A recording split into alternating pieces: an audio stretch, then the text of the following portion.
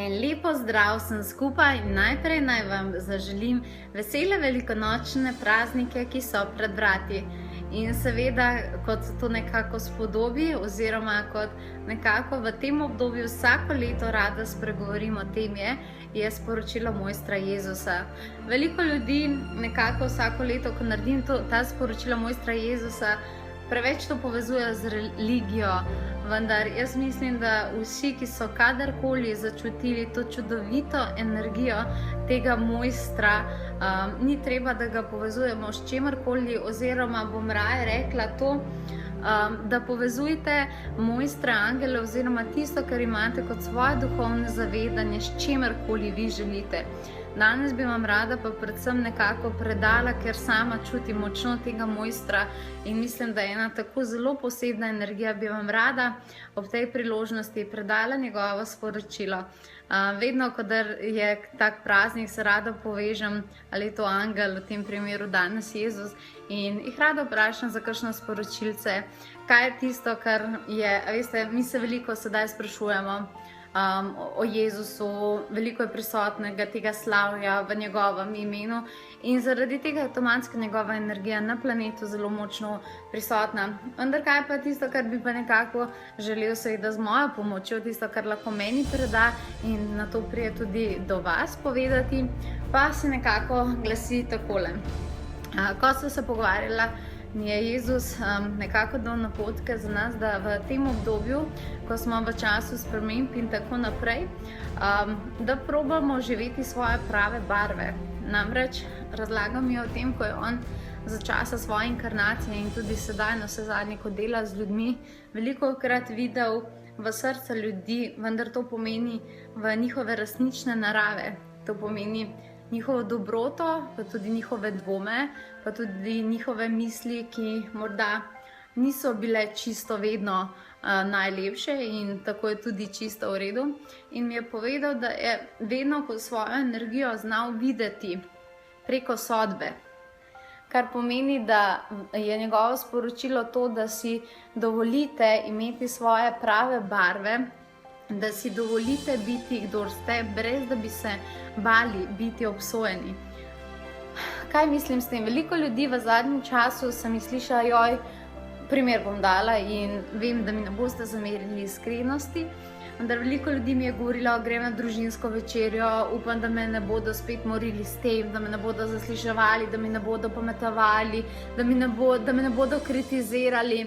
Razumete, neki družinski prazniki sploh ne bi smeli biti povezani s tem in jaz upam, da vsekakor tega nimate. Vendar na splošno imamo ljudje to v vsakdanjih življenjih. Bojimo se, kaj bodo ljudje rekli o nas, ali tisto, kar delamo prav, ali izberemo pravi čas za to, ali se ljudje s tem strinjamo ali ne, ali se drugi strinjajo ali ne. V tem obdobju bi vam nekako s pomočjo rada Jezusa položila na srce, da skušajte to preseči. Oziroma skušajte si nekako dopovedati, da je prav, da ste takšni, kot ste. Mislim, da bomo sedaj v obdobju, kjer bomo najuspešnejši posamezno in skupaj tako, ko bomo dejansko sprejeli to, kar smo. To pomeni, da nekdo sprejme mene tako, kot sem, in jaz njega takega, kot je.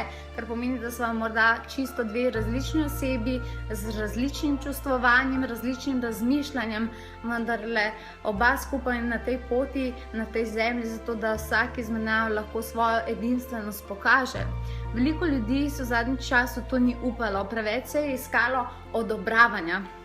Razumete, iskalo se je ogromno odobravanja, ali delamo prav, in zaradi tega veliko ljudi ni naredilo tisto, kar si je v resnici želelo, še bolj ni moglo povedati, kaj v resnici misli, zaradi tega, ker so se bali posledic.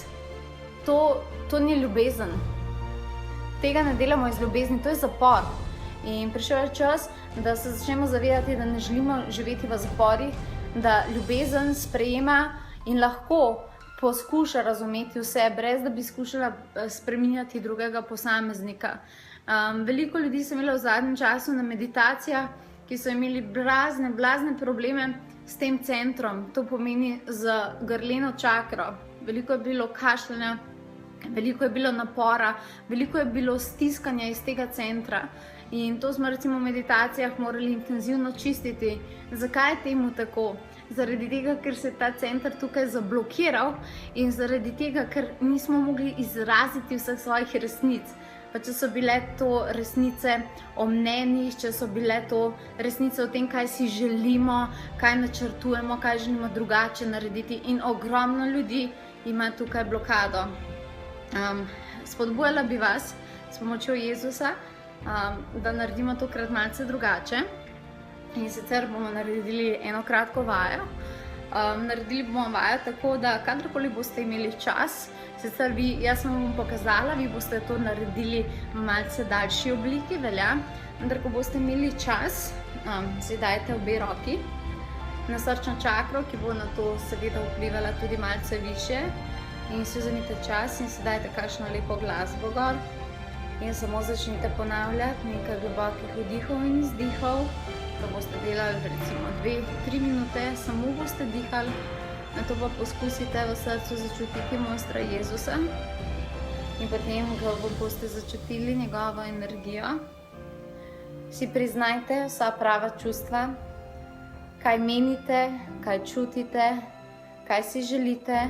In si vizualizirajte, kako je na drugi strani Jezus in svojo roko pride nad vašo, vas prime in ste lahko v svoji resnici. Kaj boste s tem naredili, so naslednji koraki, seveda, in to lahko pogledate morda v mojem prejšnjem videu, ki ste ga dobili prejšnji teden, vendar zaenkrat samo to, delajte z Jezusom, da resno sebe začutite, kaj si želite, kdo ste, kaj želite izraziti. Najprej morate sploh to ugotoviti, kaj ti je. Morda imate toliko informacij od drugih, kaj ne bi vi bili, da sploh ne morete vedeti, kdo ste v resnici. In take kratke vaje vas bodo povezale, pokazale vam bodo, ali se dobro počutite, ali morda malce slabše, ali si nekaj želite, pa si niste priznali. In ko boste šli čez to, ko boste to predihali, ko se boste začutili, potem definitivno se odločite, kaj so spremembe, ki jih boste naredili zase. Kot sem rekla, imate enega izmed mojih videov na to temo, vendar ta teden, ko je ta mirna energija na planetu, si ta mir najprej privoščite zase, tako da se začutite, ugotovite, kdo ste, in na to boste postavili življenje, kajti prišel je čas, da izrazite svoje prave barve, svojo pravo naravo, brez da bi se bali, da bi vas kdorkoli obsojal. Kaj pa, če bo na tej poti kdorkoli odšel iz vašega življenja? Ne vem, kaj naj vam rečem na to. Kako potem lahko temu rečemo ljubezen? Kako potem, to ni potem ljubezen, veste, potem je to tisto, kar ljudje so v vašem življenju zaradi tega, ker potrjujete njih, zato ker zadovoljujete njih. Na vse zadnje niste prišli zato na ta planet. Tukaj smo, da se imamo radi, vendar na vse zadnje moramo priti do tega, kar je Jezus znal. Znal je odpuščati, znal je razumeti, znal je videti, znal je ljubiti, ne glede na vsako podobo. In to je tisto, kar nam ta teden prinaša kot sporočilo.